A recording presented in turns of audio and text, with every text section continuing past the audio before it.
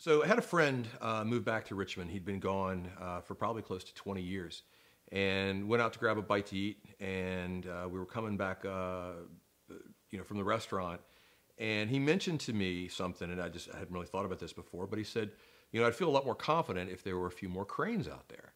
And it just sort of let the comment pass. But as I thought a little bit more about it, I realized that what he was really equating was cranes with development. And it took me a little while to kind of come to grips with the fact that we don't really have a lot of cranes standing around Richmond, and maybe that would give a passerby maybe a sense that there wasn't a lot going on, and that's just not the case.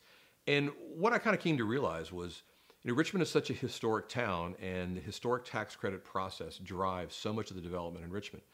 And that's not a crane-based process. We're not ground up high, new construction, high rise. We're adaptive reuse, and we are mixed use in these old historic buildings that, quite frankly, don't require cranes. So, what I measure as success of development is I see people eating dinner at restaurants where they weren't just several years before, and neighborhoods holding festivals, and just an overall feeling that there's something going on in these areas that were blighted for many, many years. I think that's a great thing. Probably the next phase we do need to figure out is how to build some new stuff.